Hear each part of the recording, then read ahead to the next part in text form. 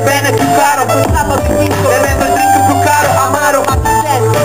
qui troppo bene, tanto ti avverti, la musica corre nelle vene, non capisci più nulla, la folla che balla, eri amico che rulla, la carne decolla dalla pista fitta, senti qualche amica che ti dice bello, questa festa è da fallo, la serata è passata, le 4 nottate, ed è arrivato il momento di rimettersi per strada, e proprio il ritorno, quel colpo di sonno, quel tanto che basta, farti perdere il controllo, la ragazza giù la pena, percepisce a malapena, hai già trasformato la tua strada in arena, che pena, vedere il giorno dopo il TG, che racconta una strage del sabato, pena, ti prego pena, basta un secondo, un attimo profondo a rimanere in questo mondo, pena, ti prego pena, basta un secondo, pena, ti prego pena, solo un secondo, pena, ti prego pena, basta un secondo, un attimo profondo a rimanere in questo mondo, pena, ti prego pena, basta un secondo, pena, ti prego pena, solo un secondo, immagina il volto dei loro familiari, dove leggere e vedere giorno i notiziari, se solo magari quel giorno si fossero fermati a quest'ora sarebbero felicemente sposati,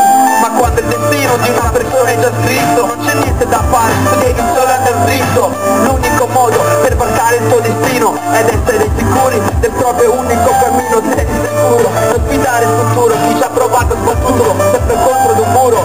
prendere la vita come i giovani d'oggi è facile ed è brutto ma tu non te ne accorgi, la moglie che piange tra le braccia del marito e il dolore scorre lento e ricordato all'infinito, ma anche in questo mondo finisce una storia, ne inizia un'altra e ricominciare una storia, pena, ti prego pena, basta un secondo, un attimo profondo a rimanere in questo mondo, pena, ti prego pena, basta un secondo, pena, ti prego pena, solo un secondo, pena, ti prego pena, basta un secondo, un attimo profondo a rimanere in questo mondo, pena, ti prego pena, basta un secondo, pena, ti prego pena, solo un secondo,